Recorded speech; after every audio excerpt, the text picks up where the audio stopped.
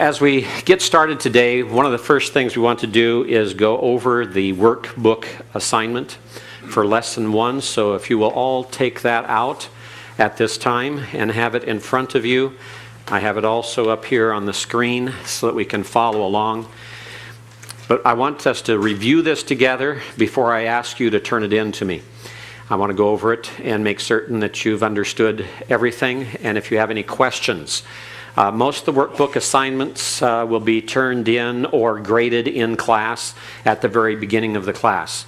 And as we come to those times of handling that situation, please be prepared for that and be ready to exchange your paper, your worksheet with other people, because at times we'll have your neighbors grade your worksheet for you and then return it to you so you can look at it and then turn it in to me. And that way we can go over things in class, make certain we've gone over every single point carefully, and make certain there's no misunderstanding. So as you're going through this, first of all, what is the importance of studying Hebrew? What are some of the answers that you gave on your sheets? Chad, how about you? Well, I said it was important because it helps us to interpret the Old Testament correctly, because that was the language that God gave us the Old Testament in. Okay, good. It helps us to interpret the Old Testament correctly. All right. And how about going to Jeff? What did you have down? Because it's the word God chose to communicate. All right. Scripture within helps us interpret the Old Testament. So much of the New Testament alludes or points to the Old Testament. So therefore it's going to help us get a better understanding of the exegete text. Okay, so expanded that interpretation to include the New Testament as well, since the Old Testament is used so heavily in the New Testament. The New Testament depends upon it. Scott, did you have anything else to add to that? Let's put that, since it is the word that God gave us in that language, and it is the final authority for any disputes or issues of translation, if we're going to preach it properly, we need to be able to read it and not trust others for their interpretation, but read it ourselves. Okay, good. So Scott has in there not only the fact that it's the final authority for reference when there's a dispute, but also that it helps us to better prepare for preaching if we clearly understand the text and interact directly with the text. What is the origin of the term Semitic? Gus? Semitic is derived from Shem, which is the son of Noah. All right, Shem, the son of Noah. Actually, it's Shemitic, you see, instead of Semitic. What's happened there is the aspirated sheen has been transliterated as just a simple S. And so Semitic is actually standing for Shemitic. So it has to do with any of the descendants of Shem, which means it's not just, if we're talking about anti-Semitism, or if we talk about the study of Semitics, it's not just talking about Jews. You could equally say that to be anti-Arab is anti-Semitic, because many of the Arab peoples are also descendants of Shem. So as we look at some of these things, some of these issues, some of the current usage of the term is very different than what we have in the biblical context in the Semitic studies biblically, when we talk about Semitic. We have 5 main branches of the Semitic languages. Roger, what do you have here for the 5? Hebrew, Akkadian, Aramaic, Ethiopic, and Arabic. Okay, good. Thank you. And as you go through those, remember they're back there in your syllabus or in the textbook, and the references he's giving there of the different classes of Semitic languages is on page 15. Page 15. And notice the major branches. The Western is the first major branch, out of which come the Northwest group and the Southwest groups. And then you have the Aramaic groups. So you have Western and Eastern. The Eastern is what Roger gave as Akkadian. The Western is further divided into Northwest, which involves Ugaritic, Hebrew, and Aramaic, and Southwest, which is Ethiopic and Arabic. And then the Northwest group has another subdivision under Aramaic. So technically the 5 should be Western, Eastern or Akkadian, Northwest, Aramaic, and Southwest.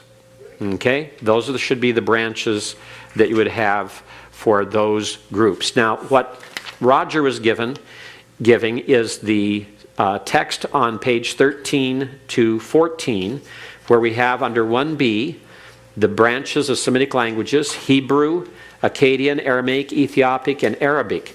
And in essence, those, as you look at them, are not really branches in and of themselves. This is one of the revisions we're making on the textbook here. They are major language groups and major languages in the Semitic. But notice that Hebrew is not a separate branch all by itself, because it is tied directly in with Ugaritic, Canaanite, and Phoenician. And so there's going to be a little bit of revision there. I wanted to point that out, that the chart on 15 is the one you really want to follow. I'm not going to be counting any points off for having the group that Roger gave as opposed to having the group that's on the later page. I just want to make certain that you've taken a good look at it and thought through it. But also that you keep in mind that Hebrew, Ugaritic, and the Canaanite Phoenician languages are the most closely allied and related of all of them. And that's important for you to remember for later reference when you get into especially the third semester of Hebrew and then into Hebrew exegesis, and you'll see the significance of that as we go along. Any questions there on that one? Everyone understand that? Yes? Maybe this is just a suggestion if you're revising it. I was wondering how Aramaic is one of the 5 main branches, Right. a subgroup. Because it has sub-branches. That's the main point there. Those who have sub-branches are the main branches. So that might not be clear. Right. And part of it is the fact that Aramaic is so closely tied to the other 3 in that Northwest Semitic branch, and yet it has some great distinctiveness to it. And Semitic scholars have had difficulty deciding where to put Aramaic. They all put it in that same location. We have it there in the chart. But they also have to qualify that by saying that it has some distinct differences from the other 3. So it does create a little bit of confusion. Some refer to those as the southeastern branch or southwestern branch, and try to make a separate one. You see Eblite on there is still unidentified as to where it belongs, and some have suggested it might even result in another branch. I don't know. As you pick up the major Semitic scholars and comparative Semitics, you find this is an ongoing debate, how to divide the languages up. All right, let's go to the next page of your sheets there. You were to write out the alphabet 5 times.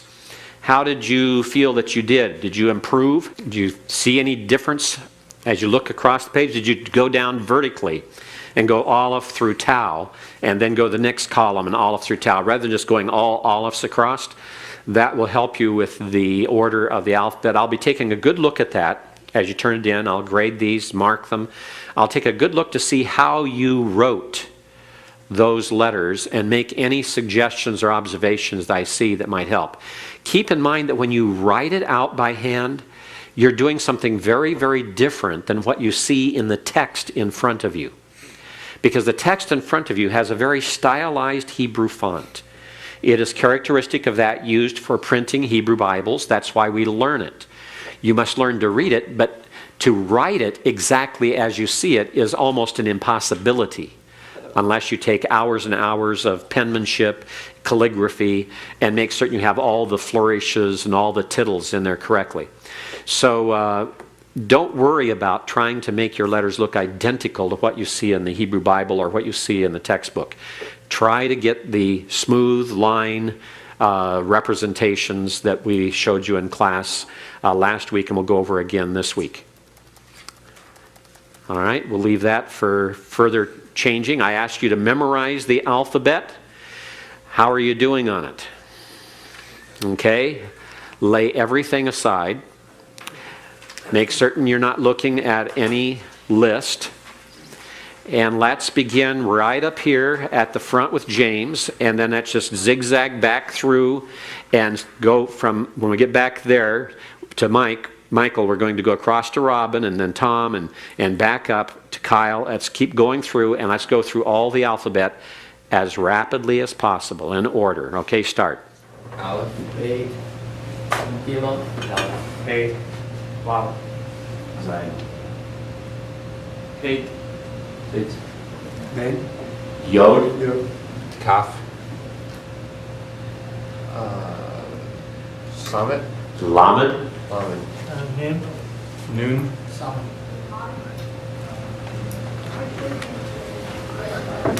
Ayin. I- Your last name begins. Oh, hey. Right, okay. Just happened to be that way, Gus. Okay. Sadi.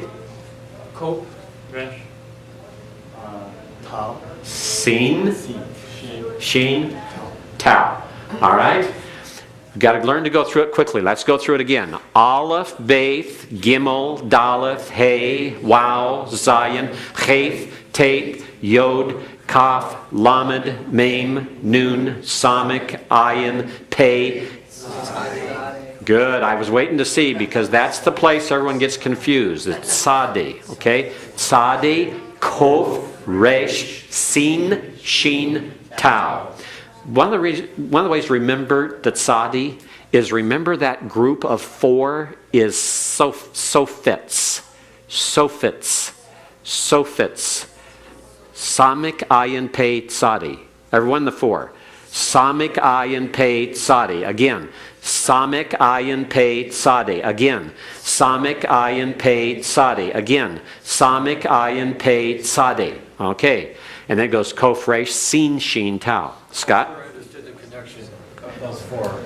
Those four are the difficult part of this alphabet in learning it. Most students have, that's where the breakdown comes, is in those four letters.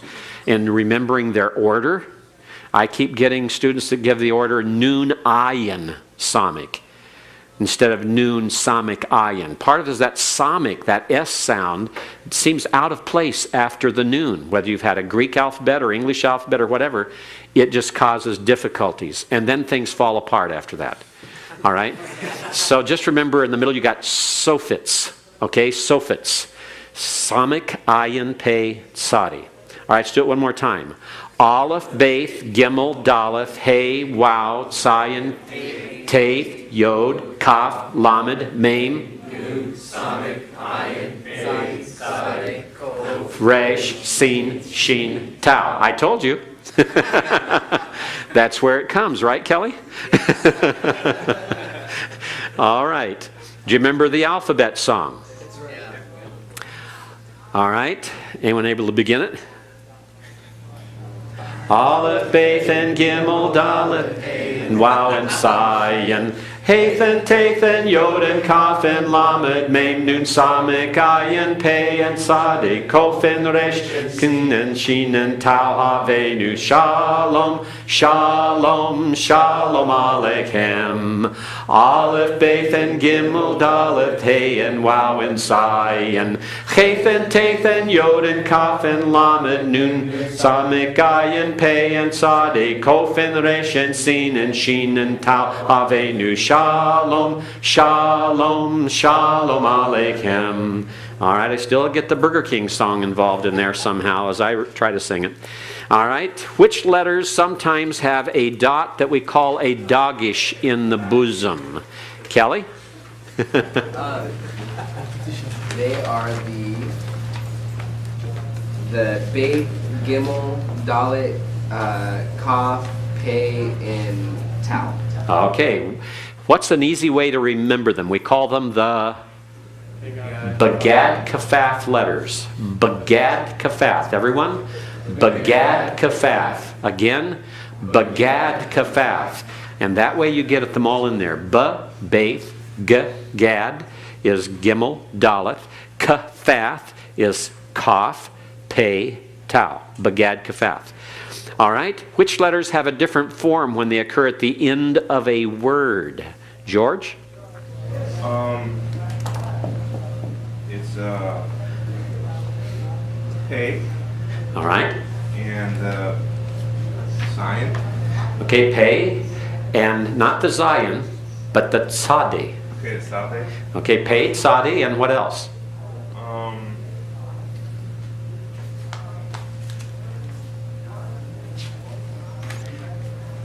All right, Michael, can you help him out?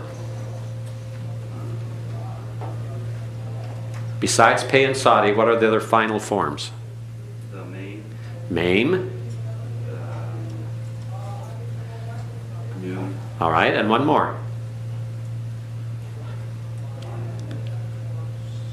Anyone? Kyle? Samic? Not Samic. Kaf, all right? Kaf, Maim, Noon, Pei, and Sade all have final forms, and we call them what? Kaf, Sofit, Maim, Sofit, Noon, Sofit, Pei, Sofit, and Sade, Sofit. All right? Which letters, both regular and final, extend either above or below the line of writing? First of all, how many of the final letters extend below or above the line of writing? Not 5, because the Maim doesn't extend below, so we have 4 of them, right? So we have the Kaf, the Noon, the what? Pei, and the Sadi, and then what other letters do we have that extend above or below? Lamed goes above, the only one above, and one more below. Kof. All right? And then the next is to distinguish carefully between the letters which have similar forms, and why don't we read these pairs by name? All right? So why don't we start over here with John and come through Gus and back. And John, take the first line and just read those first 3 there, the letter, the and the letter.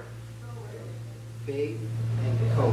Kaf. Cough. Okay, Baith and Kaf. Gus? Okay.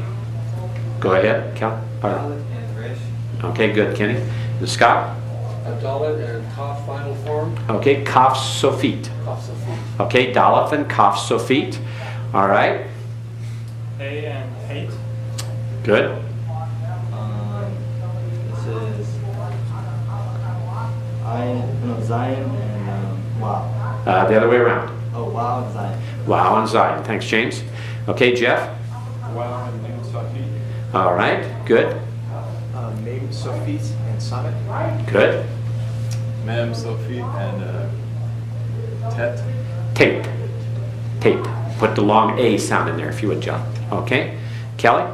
Ayin and Sadi. Okay, good. Tom? Is it Ayan and Zadi Sofit? Correct. All right, Robin? Sheen and Seen. Sheen and Seen. Remember, the Sheen has the point over the right horn. The Seen has the point over the left horn. Now, what about the differences in 1, 2, and following here? And let's come up to Kyle. Kyle, which one did you circle here on number 1 and why? Which letter? I circled the noon because it doesn't cover the full square script. Okay, good. It's just on the Remember, right side. okay, remember I said that there's several different answers to this, and so there'll be many other reasons, and I'll look at those as I go through and look at your sheets, but we won't go over them right now. All right, next, Chad. I selected the Lamed because it's the only one that extends above the line. Okay, good. And number 3, Franz. I chose the Tzadeh because it's the Sofit form. All right, good. And let's see, did we have more there? I got to scroll down through here. I think that's it, isn't it? All right. So you can turn those in. Please make certain your name and box number are on them so that we can get them back to you in your mailboxes. Scott? I have a question from a guy that's been out of school for a long time. Some of these questions, that are fairly basic. It's basically lifting it right out of the book. Is that appropriate? That's appropriate. It's not a problem. As we go along, we'll trust that more of that will become more of you. You'll put it more in your own words, etc. But at this point, that's not a problem. It seemed kind of silly to try to take the answer on Shem and twist it to make it different. Correct. It just seemed contrived. No problem. Yeah. Don't make yourself work hard to restate these things if it's not necessary. You turned in workbook exercise number 1 today, Thursday. You have workbook exercise number 2 that is due. Please look at that in your workbook so we can go over that briefly. Exercise number 2 on the vowels. So There are 5 answers. Please make certain you get all 5 answers. And answer why are they called full letter vowels. And then when we deal with the vowels that you circle here as to the item in each group that does not belong, and explain why. I know that sounds a little bit like Sesame Street, doesn't it? Which of these letters is not like the other, which of these letters does not belong. But that's basically what you have to learn. You have to learn to distinguish here. And let's face it, when you start a new language, you start at basics. You're starting at the dada mama stage, all right? You're starting all over learning how to speak and pronounce and say these words. You're going back to infancy, and we're going to bring you through infancy very quickly and rapidly. Some of you will suffer trauma because it'll pass so quickly. You won't have a chance to even learn how to crawl in Hebrew before you're expected to walk and run. So just get used to that. That's one of the things that happens in language study. But as you circle again, explain the reason why you circle them. Which one doesn't belong there? On the first group, you have to look carefully to see that the first one is a shurik, the second one is a holam wow, the next one is a hirik yod, and then you have a tseri. So as you try to explain how they're different, remember the first one, the shurik, is a U-class vowel. The holam wow is an O-class vowel. The hirik yod is an I-class vowel. The tseri is a E-class vowel. So you have different classes. You can't say, well, these are all one class except for one. This one is visual, isn't it? The vowel that doesn't have a vowel letter with it is the one that's different, the last one, the tseri. It doesn't have a yod, it doesn't have a wow with it. So you're watching for all kinds of things. Watch for the way they're combined visually. Watch for their values. Are they long vowels or short vowels? Are they A-class, O-class, E-class vowels? What are the classes of the vowels? Check all of those factors. Again, there could be more than one possible answer rather than any one right answer. But we're looking for you to think through the distinctions. And as you think through the distinctions, it will help to seal in your minds the values of these vowels. And then in part C, I want you to read this aloud. And it should be something like this. If I can read across that first line from right to left, in fact, I'll increase this a little bit more so it shows up even better. But as we read that across, it's going to sound like this. D, ga, mi, be, da, ke, pu, ko, ra, wa, zu, te, you. All right? Those are the sounds. We're going to learn those today. We're going to learn how those vowels are created. We're going to learn what their values are. And we'll come back again to this and read through it again. But that's the type of thing I want you to do, is get to where you can read these without checking any charts. All right? Now listen to me as I go through that first line again, and it'll begin to give you a little bit of an idea, even ahead of our explanation. Even if you haven't read chapter 2 yet, this should help you a little bit as we talk about it here. D, ga, mi, be, da, ke, pu, ko, ra, wa, zu, te, you. Now notice that one of the things you can start observing right away is that when there's the ah sound, you have the pointing below the letter like a small t, a tiny t. That's the ah vowel, like in father. The name of that vowel is comments. Everyone? Comments. All right? So you see that under the second one, ga. You see it on the fifth one, da. Go toward the end and you have Ra and Wa. And it's one of the key vowels in Hebrew. It occurs perhaps more often than any other vowel except for the Pathak, which we'll talk about later. All right? There's long vowels, there's short vowels in the exercises, then long and short vowels. I want you to practice this at home. And then on Thursday, when you come in with your exercises, we will read through these, and I will call on some of you to do some reading of these lines. At least share in part of them. Or we'll start and go around, maybe start like here with Henry and say, okay, Henry, take the first one, Gus the second one, etc., and pronounce as we go around. So today we hope to get that accomplished to where you have something to work with. And then words with one syllable. In point 4, you begin to work with actual Hebrew words. And as you begin to hear them and try to hear the sounds of them, I want you to begin making associations. For example, that first word there in number 4 is door. Everyone? Door. Door means generation. Generation. And there's, for example, the witch of what? Of Endor.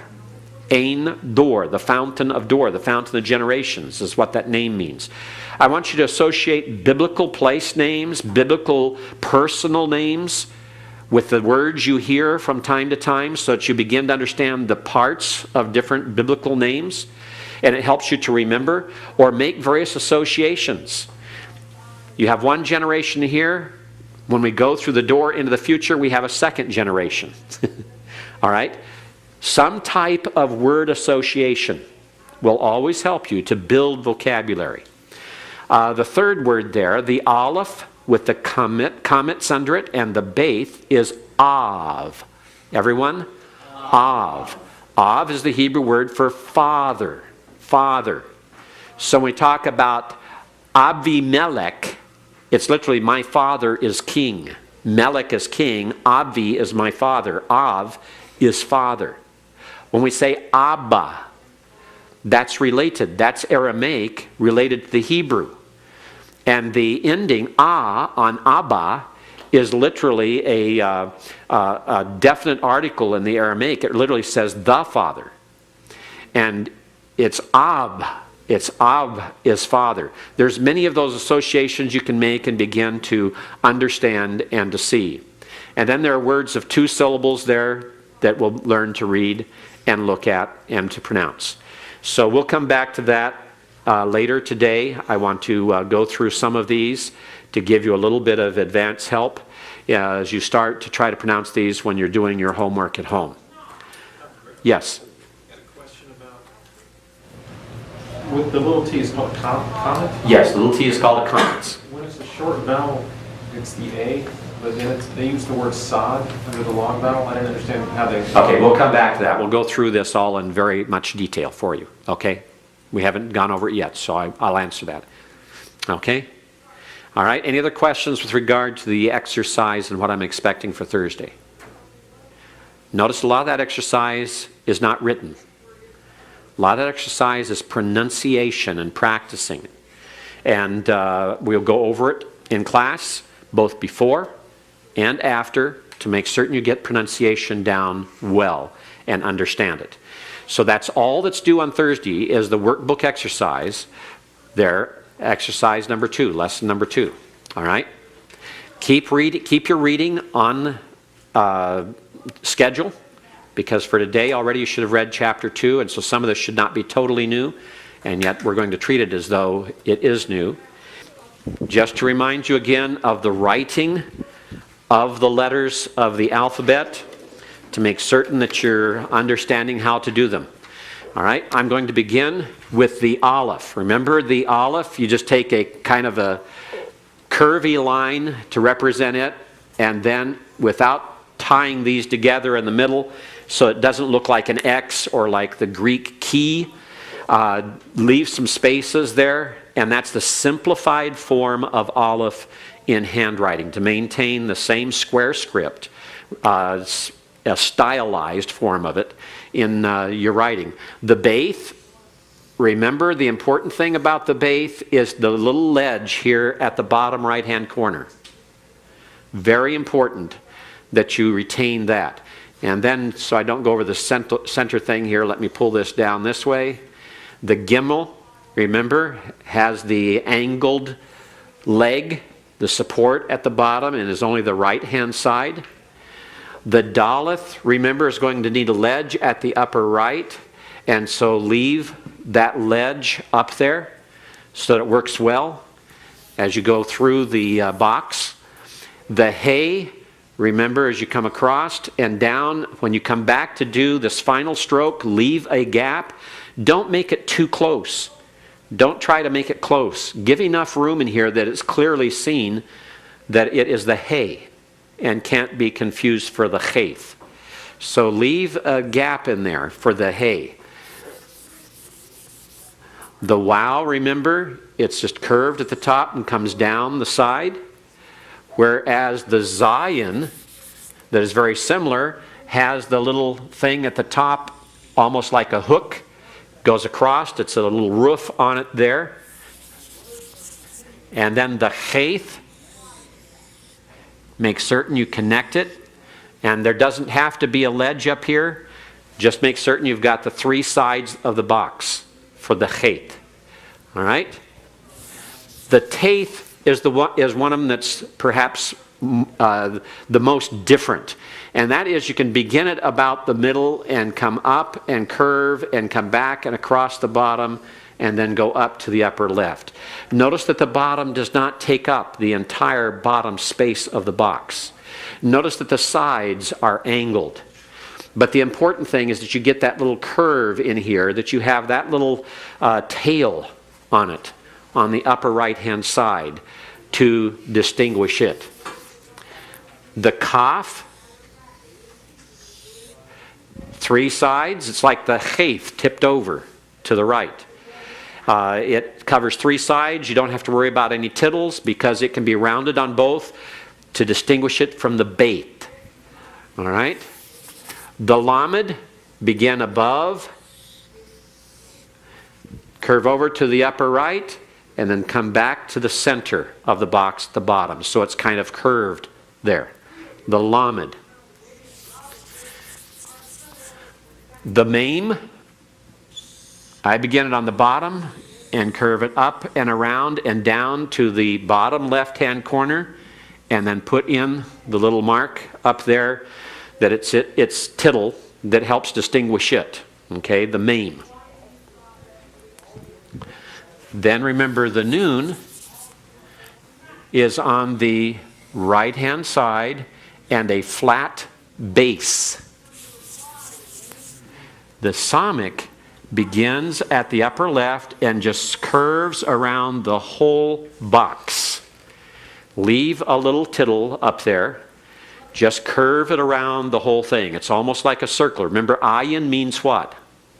Means eye. So you're drawing a circle representing an eyeball, basically. So you have Samik, and then the ayin begin at the upper left, and then as you come in, this will come from the corner all the way this way, down, that's ayin. The Pei, begin with the tittle that helps distinguish it from the Kaf. You can put this way if you wish. It can be just the inside, or it can be both the inside and outside. It doesn't matter. It's your choice. You can choose your style. It's like your own handwriting. You choose sometimes to write certain letters different ways than what someone else may write them, but they're recognizable as having many of the same characteristics, and that's a choice you have there. The Pei, the Tzadi is the one most difficult to learn, and you begin at the upper left corner and come down and curve around like that first of all. Okay? Come down and hook it around and then go up. That's the Tzadi. That's the Tzadi. I'm going to write the ayin again here right next to it to show the difference. The ayin starts in the same place, comes down, but this is curved around this way and this comes all the way in. So you have a different form for the ayin than you do the Tzadi. This V shape is there, but this one is higher, this is curved out away from it, and this is a continuous curve to the bottom and left. In fact, to make that a little bit easier, you can do it this way. Bring that down. You can bring down all the way. Just be careful that you don't bring this back up, because then it gets close to what the sheen is. So you have the pei, the tzadi, the kof. Remember, it goes below the line, has a gap between its top and what is the rest of it, and bring that gap in this way, the kof. The resh, just like the daleth, but without the ledge, on the upper right hand corner. On the sheen and seen, you can begin by just making a U and then cross into the lower left hand corner, and if it's a seen, you put the dot over the left hand horn. If it is the sheen, you put the dot over the right hand horn. Okay? And then the final letter, you can begin it just like you did the cheth, but when you come to the bottom of the left hand side, make certain that you put a foot on it. And make certain that foot is visible, that it clearly breaks. Otherwise, it'll look like a cheth. And this is tau. All right? The tau. Any questions on the writing, Scott? Well, it just seems like a lot of the corners are rounded as opposed to square as you make those. Is that appropriate? That's appropriate, yes. Absolutely. In other words, you don't want to have a very clearly stiff, engineered type of look, right? With those sharp corners. That's not necessary at all. You could, as one style, have it that way, and some of you may prefer to have it look more that way. That's fine, but it's not necessary. You can round off some of those corners where you don't have to have the distinctive point to it, the tittle. Jeremiah? Which word did you say means I? Ayin. Ayin means I. Not the sonic. Not the sonic, no. Ayin. Okay? Yes? On the hate and the And that's right, though. I did draw the picture of the sonic and say ayin and I. And the reason I did that is the Paleo-Hebrew is a circle for the ayin. And getting confused there. I'm glad you brought that up. All right? The ayin is I. Okay? And the reason it's called I is that in the Paleo-Hebrew, it looked more like the sonic. It was just a circle. Okay? Thank you. And we will, mention more of the Paleo-Hebrew as you go along through Hebrew, but we don't want to get you all confused now, which I almost did, except for Jeremiah. All right? And some of the rest of you probably thought it but didn't want to say it, right? Feel free to say it. Okay? Scott, do you have a question? Well, just making sure I understand. I thought the main distinguishing factor between the hate and the tall was a little ledge on the top. Is that part of it? No. Because it can be either one. That ledge on the top can be there or it can be absent in both cheth and tau. The distinction is the bottom left-hand corner foot for the tau. That's the real distinction. Okay? And then one other question, since it's up there on the coat. Yes. And it doesn't touch at the top, can you come all the way through on the bottom, or does that gap on the finish? You mean come in here? Right. It's best to keep a gap. Okay. But it's not, I'm not going to be fussy about it. At the top. As long as it's distinguishable, I'm not going to make it. There should be a gap at the top, definitely. Should technically be a gap at the bottom, but I'm not going to complain if it isn't. Okay? That's a difference that is perfectly feasible and is satisfactory. Okay? Don't try to become overly detailed about the way you form the letters. Make certain that you are sufficiently detailed that you can distinguish the letters. So like what Scott's talking about here, if you bring this in to where it touches the base, that's not a big problem. Why?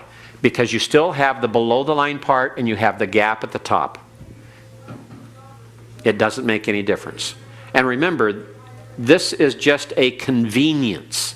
This is an accommodation to handwriting, a simplified form that we're doing here. We're not trying to imitate the exact printed form.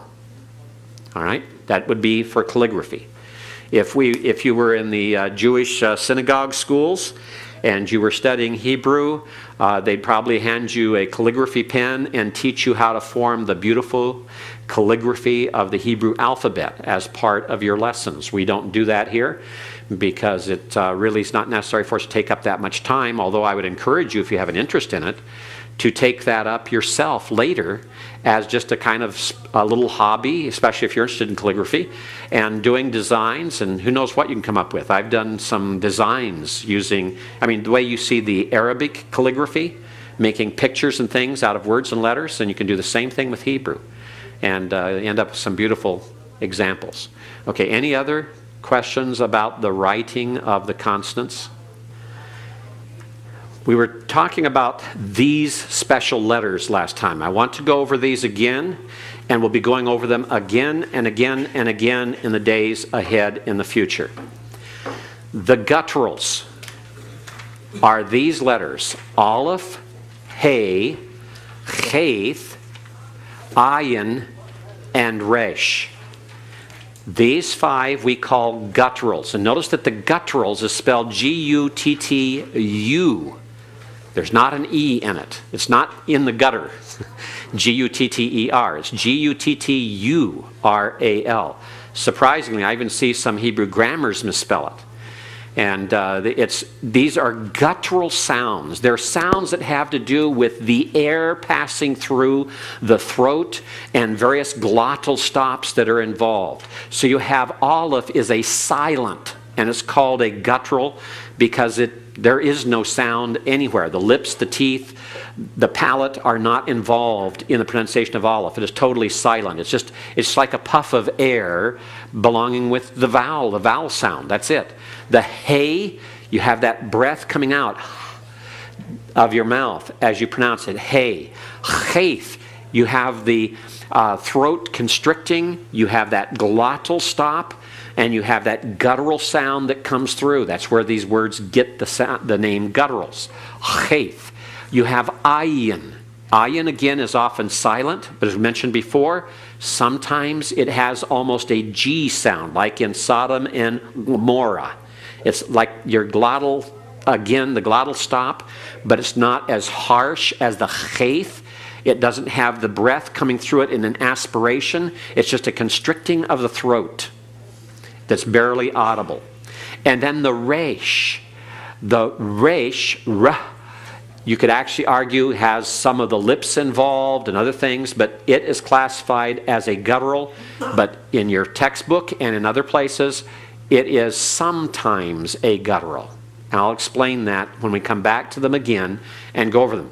This is a little bit early to cover these 5 letters, but I don't think it's because I'm saying early because we haven't really covered it deeply within the textbook yet, but we'll be coming back to it. But we're learning the consonants, and I want you to know these classifications because they're very significant and important. These 5 letters, believe it or not, will be your nemesis or your joy for the rest of Hebrew, because these 5 letters behave in a special fashion.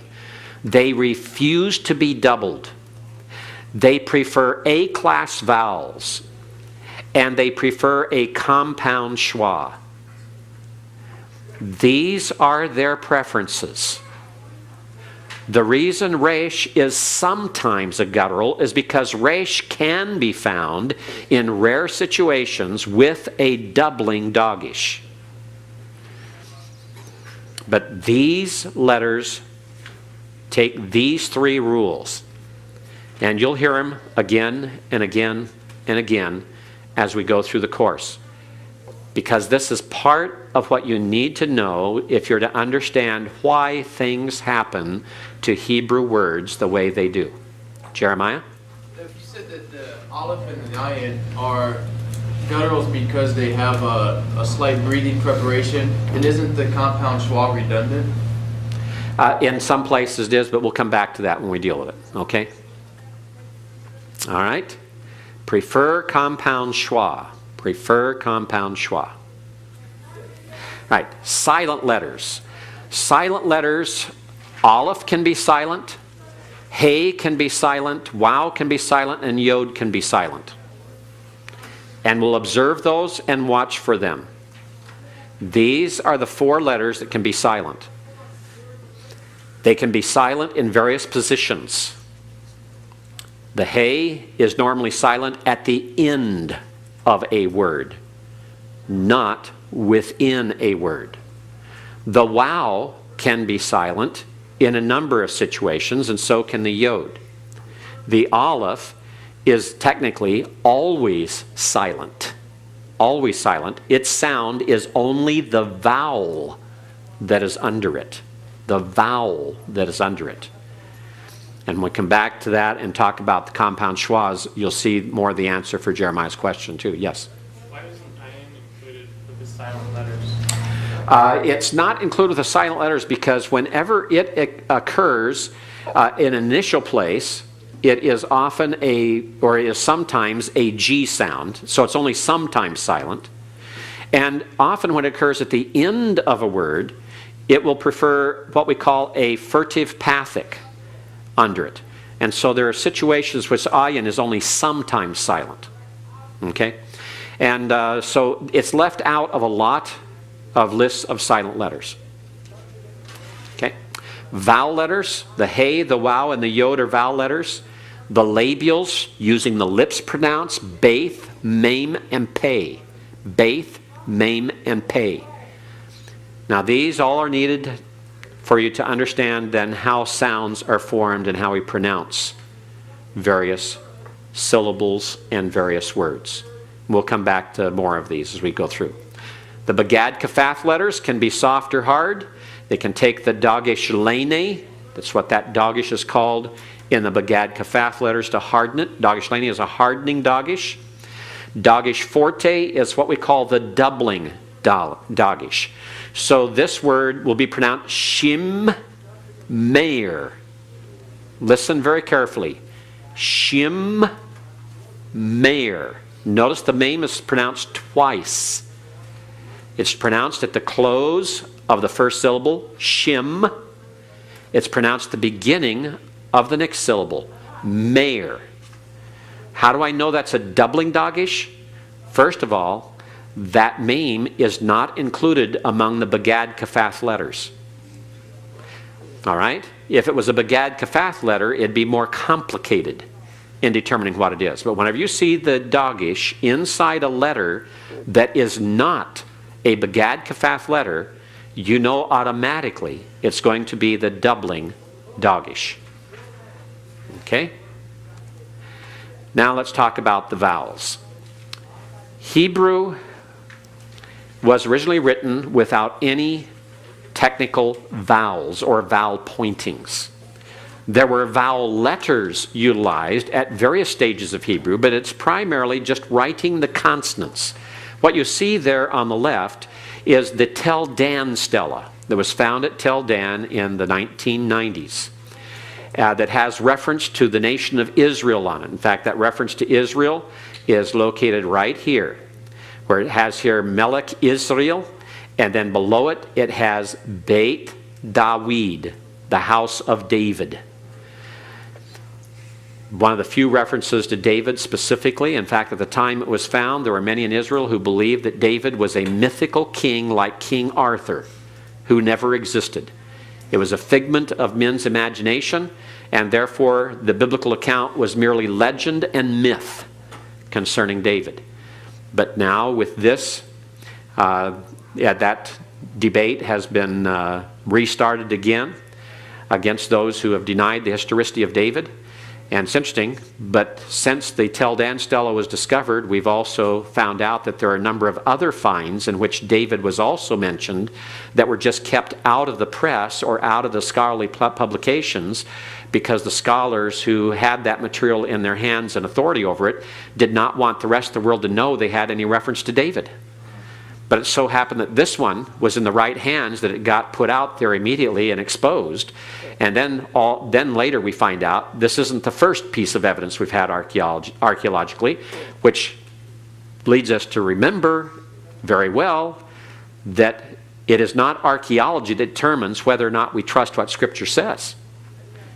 First of all, we can't always trust the archaeologists because they will sometimes hide evidence that does not fit their preconceived notions of Scripture.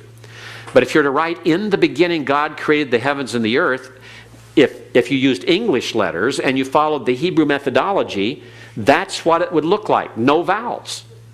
Now notice that I have word breaks because in the text there are word breaks here in the Tel Dan Stela and in many other Hebrew inscriptions and writings. So we add those vowels in, we can understand it. Now note that when you and I have English as our native language, our birth tongue, we don't have any difficulty in recognizing what that says, do we? Immediately upon looking at it, we can figure out that it's Genesis 1:1. Why? Because we're so familiar with the language that all we need is the consonants. And that's the way Hebrew is done as well, and always was, and still is in the Jerusalem Post. It is the consonants that are published, not the vowels. Only an occasional vowel in the Jerusalem Post is published when it makes a very distinct difference in the meaning of the word and might be an unusual word or word form or a new word that people would need to know how to pronounce or to distinguish from something that might be similar. So that's the way that it was written. We're used to seeing this, and as we go through the Hebrew, we'll learn the rest of them. Next week, you have a vocabulary quiz that is assigned on Tuesday. The vocabulary for that quiz is the vocabulary at the end of chapter 2 that you have in front of you there. Let's read it through together so you can hear the sounds, all right? And I want you to repeat after me, okay? Kadosh. Kadosh. That means holy. It's an adjective. Tsevaot. Tsevaot. That's a noun meaning armies. The old translation is hosts. Av. Av. Father. Adam. Adam. That is the word for man. It can also be the proper name Adam. Edama. Edama. That's a feminine noun meaning ground or earth. Not earth as a globe, but earth as soil, ground or earth or soil. Adonai. Adonai. Adonai is Lord or Master. It can be with or without caps because it can be used of an individual person, of a human being, as well as of the Lord God. Now normally when it's pronounced this way and pointed with the commas at the end, Adonai, that is primarily a title of deity, and for man it is usually shortened to Adon. But there are places where you have Adonai or Adoni used of man as well. But just remember it's Lord or Master. Ach. That's the word brother. Let's say that again. Ach. Brother. Echad. That's one. It's a number one. Achat. That's also the number one, the feminine form, where echad is the masculine form. Achar. That means after or behind. It's a preposition. Akal. That's a verb meaning he ate. Amer. That's a verb meaning he said. Ish. That's a word meaning man or husband. The plural is enashim. It has other meanings as well, but man or husband is your first meanings. Eretz. When you hear Eretz Yisrael, that's the land of Israel. Eretz means land. It can also mean earth with regard to the planet Earth, meaning all the world. Isha. That's the feminine form of ish, and it actually means woman or wife, and the plural is nashim. Enosh. Enosh is another word for man. Bain. It's a word meaning between. It's a preposition. Haya. That means he was, or in some context can mean he became. Halak.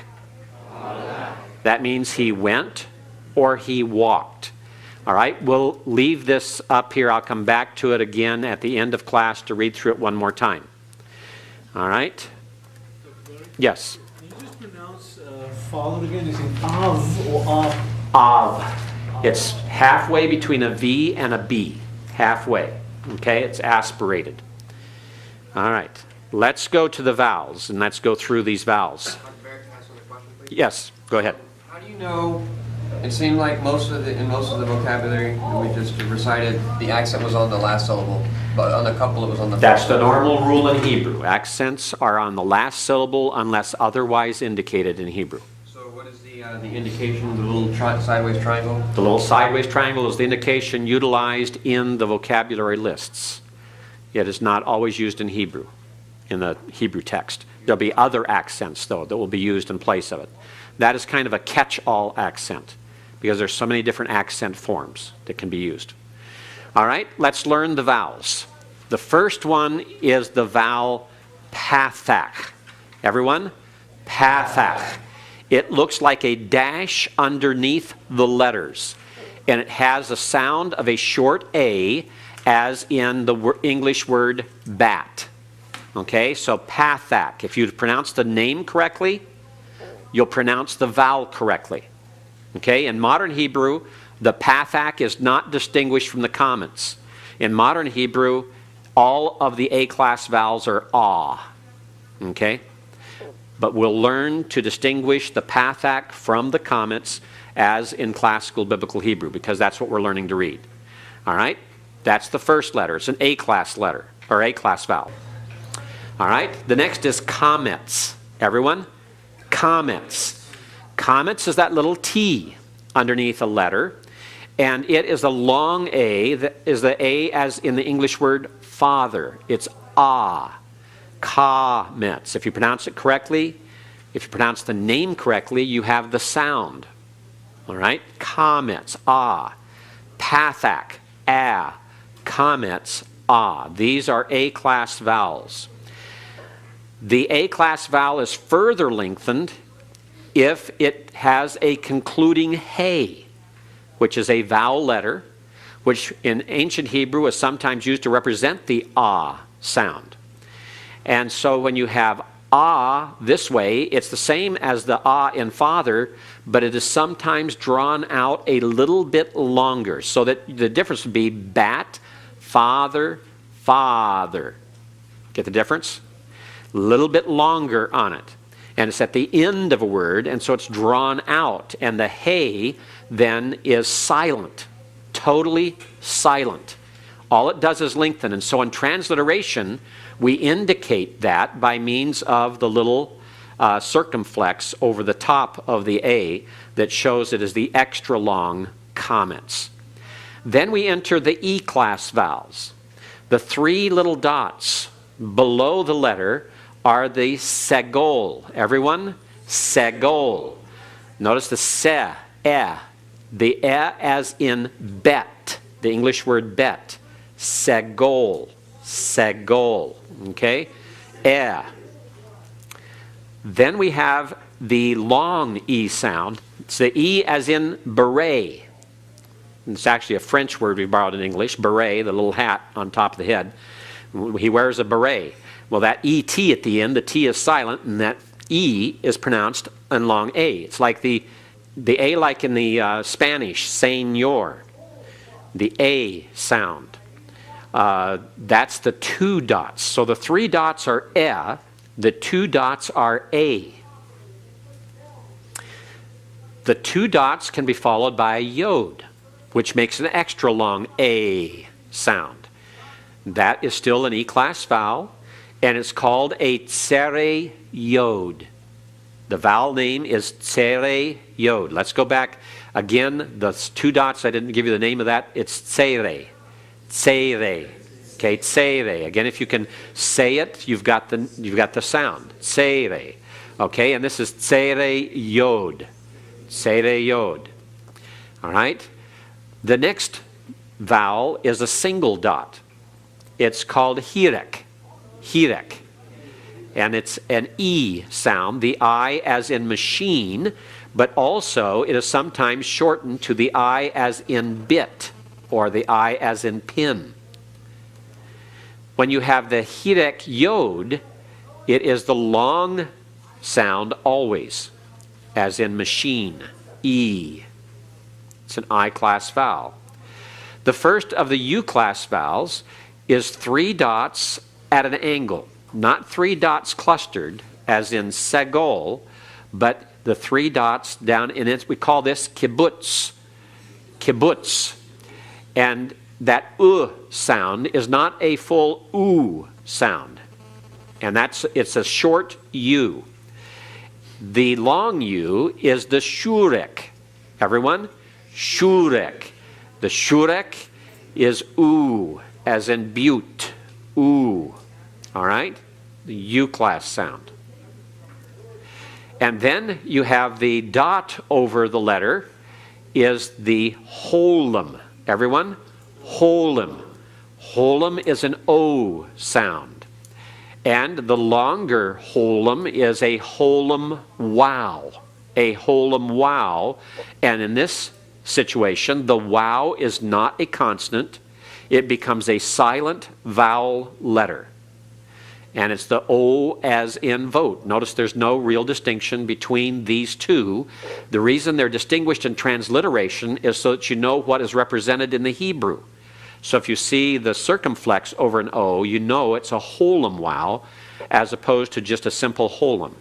We have an unusual vowel that occurs in Hebrew that the Masoretes decided to use the form of the comets for, but it's not really an A-class vowel. It is an O-class vowel, and it is called comets hatuf. Everyone? Comets hatuf. And when you look at this, you'll find out that the sound, you'd expect comets hatof, but they say comets hatuf. That's because in some words it's more of an O sound, in some words it's more of a U sound, but they're all short. It's like the O in God. It's like the U in cut. And so you end up with O-U, O-U. They're very close together in sound, and you have to learn the words to know which ones there are. This one is okla, okla. Everyone? Okla. The comets hatuf is always in a syllable that is closed, a closed syllable. The comets by itself prefers to be in an open syllable, a syllable that has a vowel. The comets itself is the end of the syllable. But if you close that syllable off with a consonant, as here, ok, that cough there has a silent schwa under it. It's a syllable divider, and it concludes that syllable with a consonant sound. That's what we call a closed syllable. So the comets hatuf is found, it's a short form of the vowel, found in a closed, unaccented syllable. Ok-la. The accent goes on the last syllable unless otherwise specified. So this is a closed, unaccented syllable. Yes, Kelly. Just to understand the closed and the open syllable, would the last syllable, the la, be considered an open syllable? Absolutely, yes. The vowel? Correct. Absolutely. You're correct in that. Okay? And so every time it's a closed vowel, it's going to be the O sound rather than the ah? When you have the symbol comets, that little T, and it's in a closed syllable, it will be O or U. And you have to learn the distinction in vocabulary form. All right? Closed and unaccented syllable. Closed and unaccented syllable. Now we go to the short vowel forms. The 2 dots in a row underneath, you can lift that to a superscript E as transliteration for it. Sometimes you'll see an inverted E used as a transliteration for it. And in some places you'll see an E with a brev over it. There's, as we mentioned before, there's not a standard form of transliteration for Hebrew because of the nation Israel's refusal to establish a standard. And so we all just go along and each one doing their own thing, or we try to have something that is pretty well popular. Our Hebrew department sat down and determined how we would do these and what we would accept as common standard of transliteration. So we're all in agreement on these. But it's like the E, the first E in beret. Beret, beret. You almost don't even hear it. It's almost like bray, beret. In fact, in modern Hebrew, that schwa at the beginning of a word, like in the name Solomon, it's supposed to be vocalized in biblical Hebrew, shlomo, shlomo. But in modern Hebrew, it's just shlomo. They don't give that vocal sound at all. All right? Same with the Hebrew word for covenant, brit. Brit in modern Hebrew is just Brit. Sounds like you're talking about an Englishman, a Brit, okay? Except they even go further. The tau is no longer pronounced as a T, it's an S. So they say bris in modern Hebrew. Modern Hebrew is not classical Hebrew. Please keep that in mind as we go along. That's the reason we emphasize using the classical pronunciations rather than the modern. Then we have what is called the Hatif Pathic. And by the way, that little dot at the end there, that's called a schwa. Schwa. The schwa, the two dots there underneath, that's schwa. Schwa. And then we have a Hatif Pathic. Hatif Pathic. It's a pathic with the schwa. This is what we call a compound schwa. And these are always vocal. They're always vocal schwas. They have a sound. And this is just like the A in kaboom. You can't tell the difference between that and beret. Beret, kaboom. You can't tell the difference in the sound. But it's an A-class vowel because of the pathic. And the reason that's significant and important in Hebrew is that can determine for you exactly what the meaning of that word is, to recognize that it's a pathic instead of something else. A Hatif Pathic. If you combine it with a sigol, it's a Hatif sigol. Hatif sigol. Usually represented by a little I, sometimes by a little E in the superscript. Like the I in dividend. Dividend. The second I. You have the comets. You have the Hatif comets. Hatif comets can be represented by a superscript O, as in confirm. Hatif Pathic, Hatif Segol, Hatif Comets are the names of these half vowels. They are half vowels, not full vowels. Half vowels. That's significant because half vowels can never form a syllable by themselves. Now, that doesn't make any sense to us in English. Because if we say kaboom, it doesn't matter that the A is a half vowel. In English, we say ka is one syllable, boom is another one. But in Hebrew, that's not the way it works. The syllabification, the dividing of syllables in Hebrew is totally different. You say, well, why is it important? Why is it significant? If you have two sounds, why can't you have two syllables? Because the rules of vowel pointing and the way words are formed have to do with the Hebrew definition of syllable, not the English definition of syllable. So if you try to apply English definitions for syllable to the Hebrew, you're going to get confused. Because then the rules just don't seem to apply. There seem to be hundreds of exceptions. So you have to get into the mind frame of understanding that half vowels never form syllables on their own. Half vowels never form syllables on their own. Question? Could you re-go over the pronunciation of these three again? They all sound the same. As the schwa. Beret, schwa, kaboom. The Hatif Pathic, dividend, Hatif Segol, confirm, ka. Same sound, whether you say ba, whether you say ka, v, or ka, it's all the same. There's no distinguishing the sound. All right?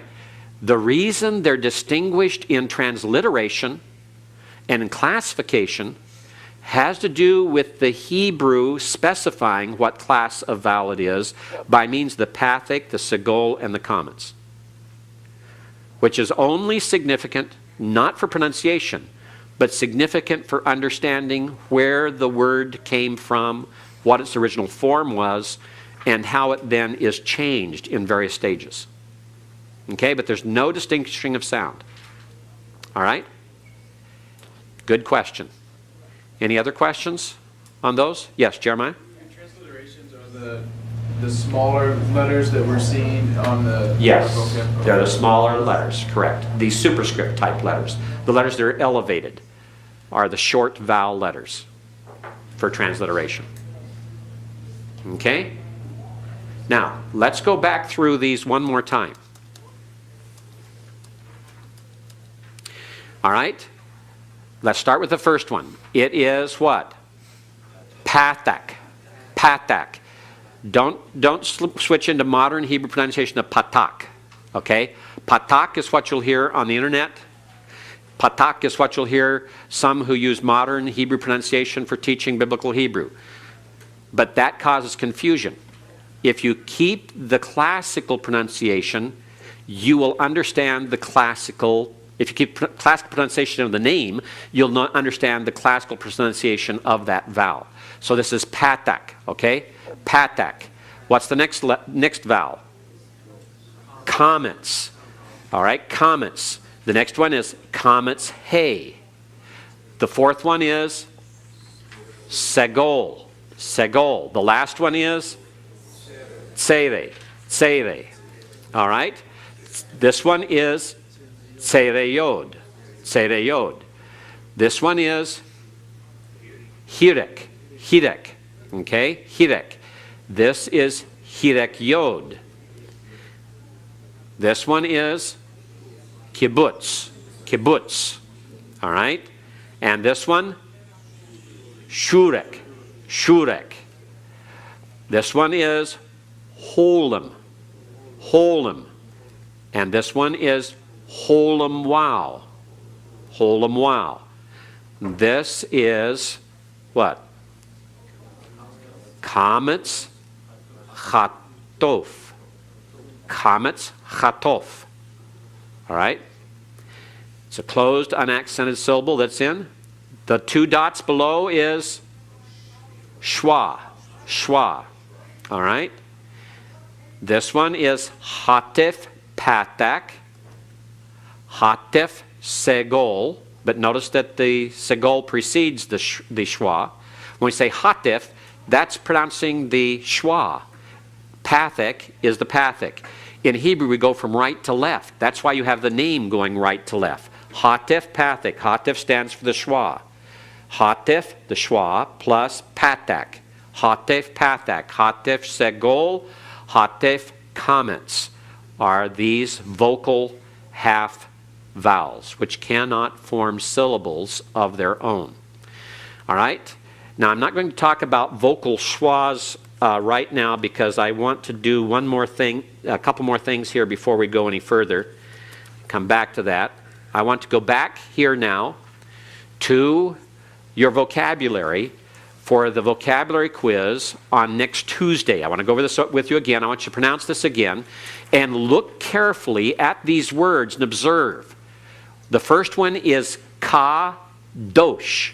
Accent on last syllable, because in Hebrew, the accent is on the last syllable unless otherwise indicated. All right?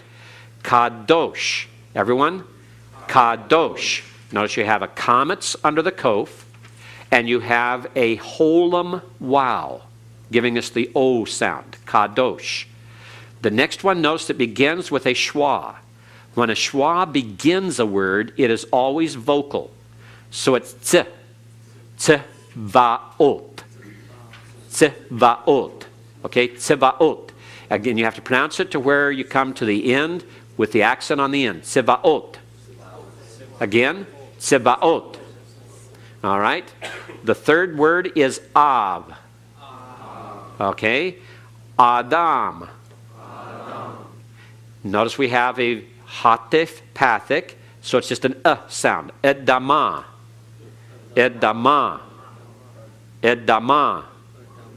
Okay, the word for brother is ach. All right, and next, the word for one in the masculine is echad. Notice you have a segol, echad. Notice the only sound of the aleph is the sound of the vowel, echad. The next one, notice it has an accent over the top of the aleph to tell you that the accent is on now the first syllable rather than the last. It'll be marked for you. So it becomes acher. Okay, acher. Or excuse me, achat. My eye skipped down the next one. Achat is the feminine for one. Okay, achar is the next one, is after or behind. Notice the a used. All right, akal. Notice the comets under the aleph, a, kal, the kaf with the pathak, and lamed. Akal, he ate. Amer, he said. Ish. Notice the yod is silent. It's not a Y sound. It's the hirik yod, and so it is pronounced ish. Notice eretz has a accent over the first syllable. So we emphasize that first syllable. Eretz. Okay, and then we have isha. Notice the dot in the bosom of the sheen. The sheen is not a begad kafaf letter, so that is not a hardening dogish. It has to be a doubling dogish. So the ish, sha, the sheen has to be pronounced twice. To close the first syllable, ish, and to begin the next one, isha. All right? Enosh. Notice the hatif segol under the aleph, very brief sound, and the holam wow, o sound. Here we have the tsere yod, bain. Haya, halak. Notice the schwa, the two dots in the bosom of the kaf sofit.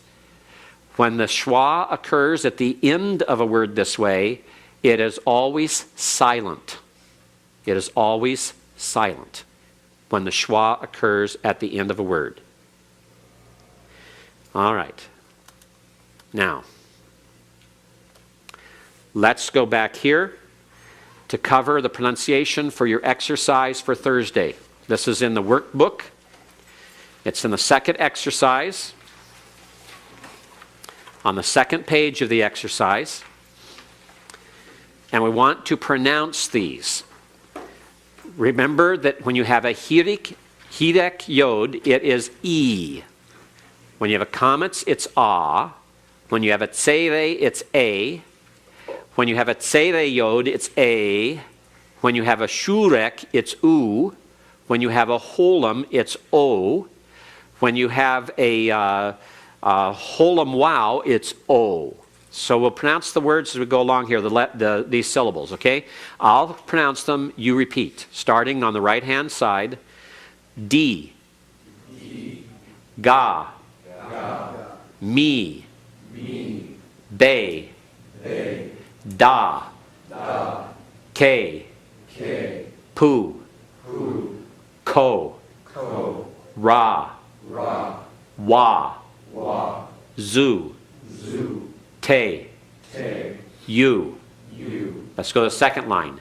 Chi. Lo. Na. Te. Now notice there's not a dot in the tau, so don't pronounce with a hard T. Soften a little bit. They.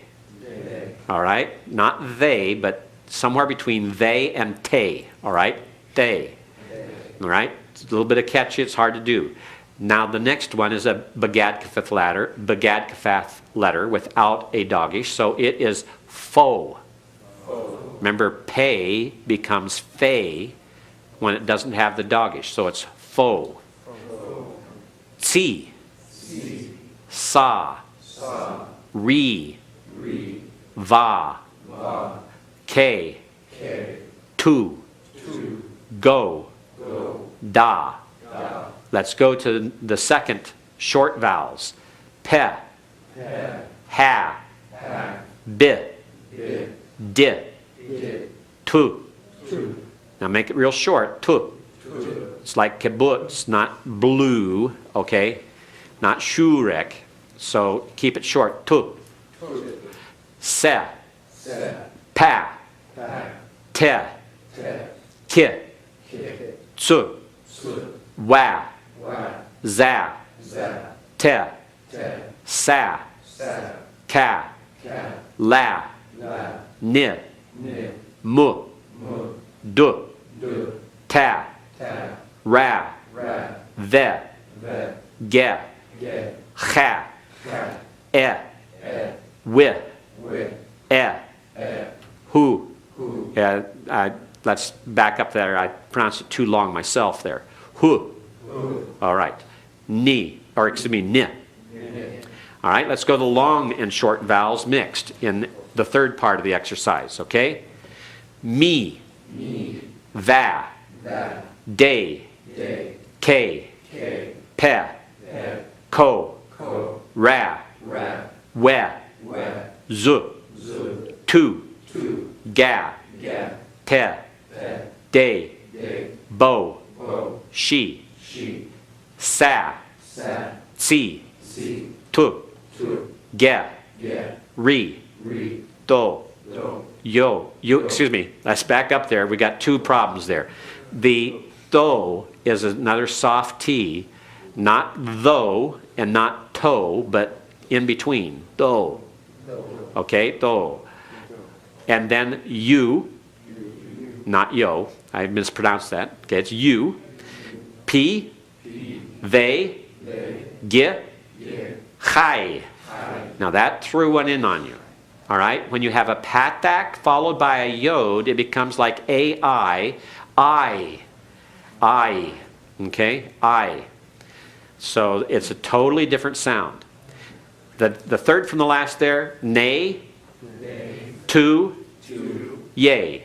And let's do the words of one syllable. Door, taf, av, mole, poor, hole, gan, chish, pim, nade, yesh, aid, im, sus, gil, tov, kol, or, shear, roots.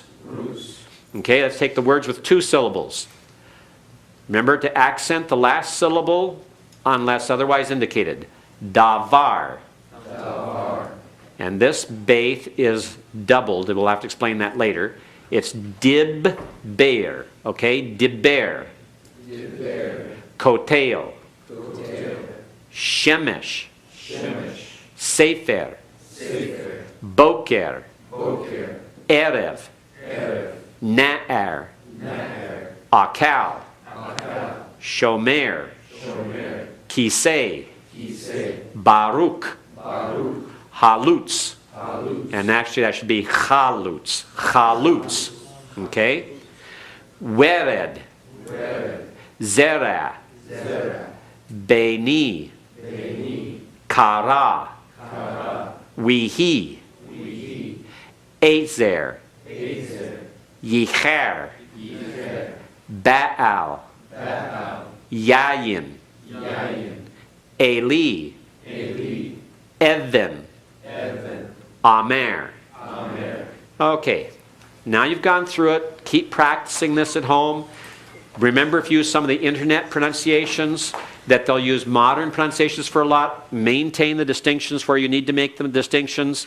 Allow them to help you where those distinctions don't make a difference. But keep at it. Keep working at it. We'll work at it more in class. Now next week, or next class time, and Thursday, we're going to talk about syllables and what we mean by syllabification, because one of your exercises coming up here is going to be dividing syllables. It occurs on exercise number 4, but we're getting into this. We're going through all of the vowels, all the letters, trying to put these together, and then we're going to talk more about syllabification and give you all the rules for that and the exercise. Thank you very much. Oh, by the way, before you leave, one more thing. Several of you have asked about vocabulary helps. The best vocabulary help is Larry A. Mitchell, A Student's Vocabulary for Biblical Hebrew and Aramaic. That's the very best. That is a great help. If you want something other than Hebrew Tutor, which is available online, and by the way, I gave you if you go to my website, you'll find that there is a link there for Hebrew Tutor Online instead of spending $40 on the software. It's available online now. But if you want something hardback, goes through and gives you the vocabulary, beginning with the most frequent and going down through the less frequent, Mitchell's vocabulary is the best. If you find John Watts's word lists out there somewhere cheaply, it's a good one, does the same thing. And then the most recent one and the most expensive, $20 for this, is George Landis's Hebrew vocabulary, but he has a lot of other things in there besides vocabulary. But Mitchell, Larry Mitchell would be the best one for those of you who want more vocabulary.